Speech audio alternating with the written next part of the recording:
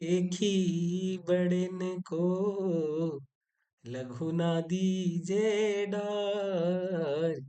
रही मन देखी बड़न को लघु ना दीजे डार।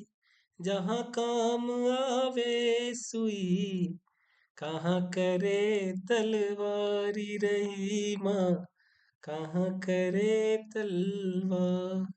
तो रहीमदास जी इस दोहे में कहते हैं कि रहीमन देखी बड़न को, बड़े लोग मतलब धनी लोगों को देख करके लघु ना दीजिए डारी। डारी मतलब टाल देना, जो गरीब लोग हैं उनको टालिए मत या उनका अपमान मत करिए। उन, उन्हें भी समान इज्जत दीजिए। क्यों? क्योंकि जहां काम आवे सुई, जहां सुई काम आती है कहाँ करे तलवार, वहां तलवार से कुछ भी नहीं हो सकता है। मतलब अगर आपको वस्त्र सिलना है तो आपको सुई ही से ही सिलना पड़ेगा। अगर आपको युद्ध लड़ना है तो उसके लिए आप तलवार का ही प्रयोग करेंगे, सुई से युद्ध नहीं लड़ा जाएगा। अर्थात हर व्यक्ति का महत्व है, चाहे वो अमीर हो या गरीब, सभी का महत्व है। जहाँ सुई का काम है वो सुई से होगा और जहाँ पर तलवार का काम है वो तलवार से होगा, ऐसा रहीमदास जी कहते हैं। तरवर फल नहीं खात है, सरवर पियहि न पान। तरवर फल नहीं खात है, सरवर पियहि न पान। कही रहीम पर काज हित, संपत्ति संचहि सुजान। रहीमा संपत्ति संचहि सुजान। तो रहीमदास जी कहते हैं कि तरु, तरु का मतलब है वृक्ष या पेड़। तरुवर फल नहीं खात है, वृक्ष अपना फल नहीं खाता है। सरवर मतलब सरोवर, सरोवर का मतलब है यहाँ पर तालाब। पिए ही न पान, पान मतलब पानी, पिए मतलब पीता है। जैसे वृक्ष अपना फल नहीं खाता और तालाब अपना पानी नहीं पीता है, उसी प्रकार रहीम कही रहीम, रहीमदास जी कहते हैं पर काज। पर मतलब दूसरों के, काज मतलब काम, हित, तो दूसरों के काम के हित के लिए संपत्ति, संपत्ति संचही, संचही मतलब इकट्ठा करना। सुजान, सुजान मतलब अच्छे लोग।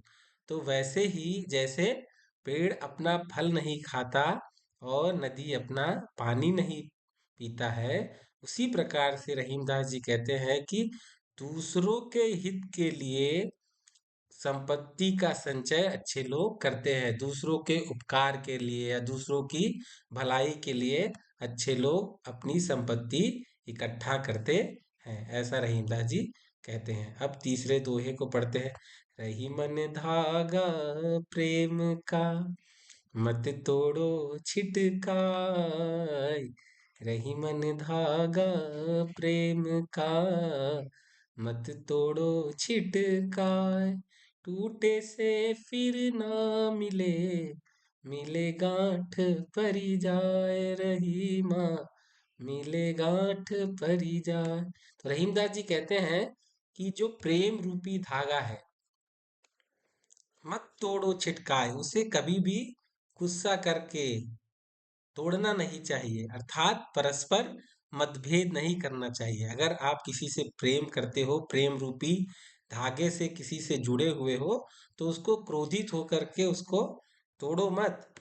क्योंकि टूटे से फिर ना मिले, टूटने से फिर वो प्रेम रूपी धागा जुड़ेगा नहीं, मिले गांठ परी जाए। तो अगर वो जुड़ भी गया तो उसमें क्या हो जाएगी, गांठ पड़ जाएगी, अर्थात दरार हो जाएगी। तो कभी भी अपने, जिससे हम प्रेम करते हैं, उससे छोटी मोटी बातों से उससे अपने रिश्तों में क्या है, दरार नहीं लानी चाहिए। क्योंकि जो रिश्ता एक बार टूट जाता है वो दोबारा जुड़ तो सकता है, पर उसमें क्या होगा, एक गांठ पड़ जाएगी। जैसा अगर हम एग्जाम्पल के लिए सोचे, मान लीजिए दो दोस्त है और एक दोस्त का कुछ सामान खो जाता है, तो वो अपने दूसरे दोस्त से कहता है कि बिना जाने कि उसने चोरी की है या नहीं, उस पे आरोप लगा देता है।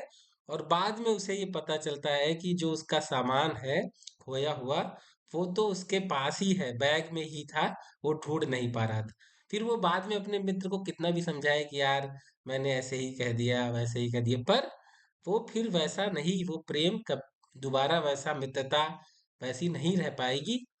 और अगर हो भी गई तो फिर उस दूसरे मित्र के मन में हमेशा अपने मित्र के प्रति संदेह रहेगा कि इसने एक बार मेरे ऊपर ऐसा इल्जाम लगाया है, तो ये दोबारा भी मुझे ऐसा कर सकता है। इसलिए प्रेम रूपी धागे को कभी भी क्रोधित होकर के गुस्से से नहीं तोड़ना चाहिए, क्योंकि अगर एक बार वो टूट गया फिर वो जुड़ता नहीं है, जुड़ भी जाएगा तो मतभेद हमेशा बना रहेगा।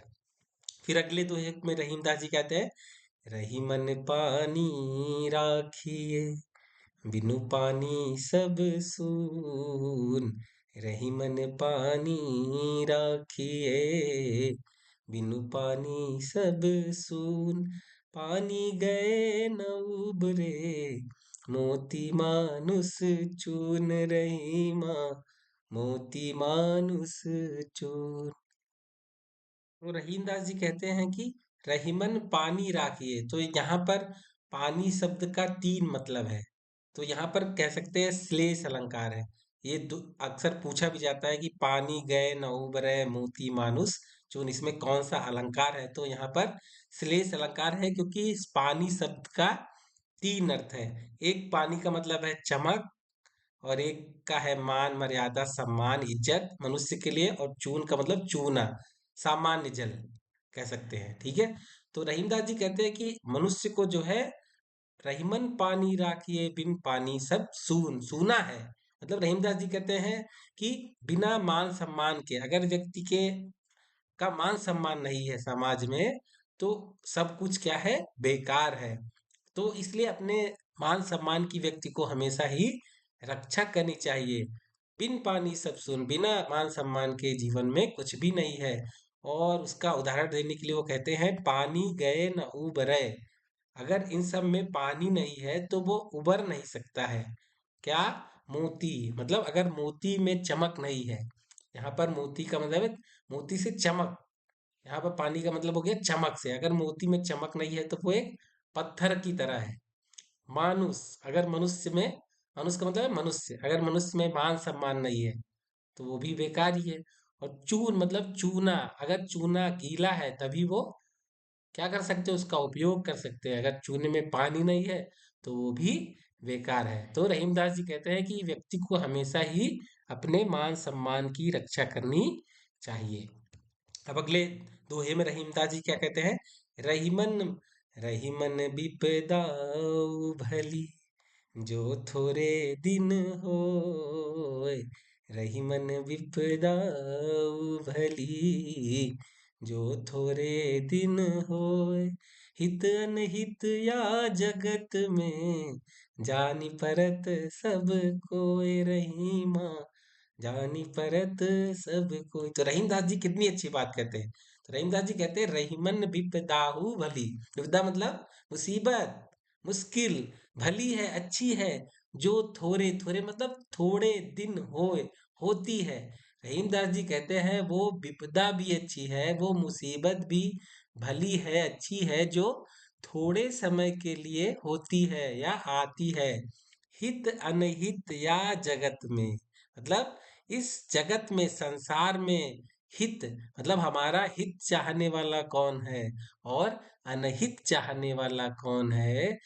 जानी परत सब कोई, जानी मतलब जान लेता है, सभी कुछ व्यक्ति समझ जाता है कि इस संसार में कौन हमारा है और कौन हमारा नहीं है। तो रहीमदास जी इस पूरे दोहे में कहते हैं, क्या मतलब है इसका, कि रहीमदास जी कहते हैं कि वो मुसीबत भी अच्छी है जो थोड़े समय के लिए आती है, क्योंकि उस मुसीबत की घड़ी में ही हमें यह पता चल पाता है कि इस संसार में कौन हमारा हित चाहने वाला है और कौन हमारा हित चाहने वाला नहीं है।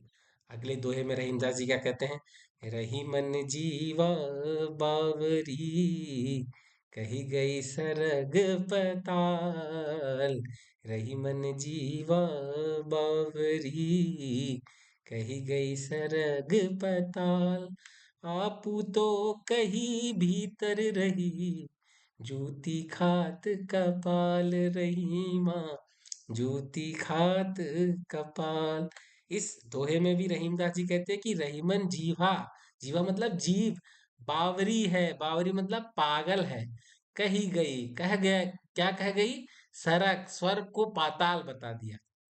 और आपू तो कहीं भीतर रही, और खुद तो बोल करके भीतर चली गई, और जूती खात कपाल, कपाल मतलब सिर, जूता किसे पड़ रहा है, सिर को पड़ रहा है। तो इस पूरे दोहे का तात्पर्य यही है कि जब भी हम बोले तो सोच समझ करके बोले, क्योंकि जीभ तो बोल करके अंदर चली जाएगी, और जूता किसको खाना पड़ेगा, सिर को खाना पड़ेगा। तो जब भी हम कुछ कहें तो सोच समझ करके ही हमें बोलना चाहिए।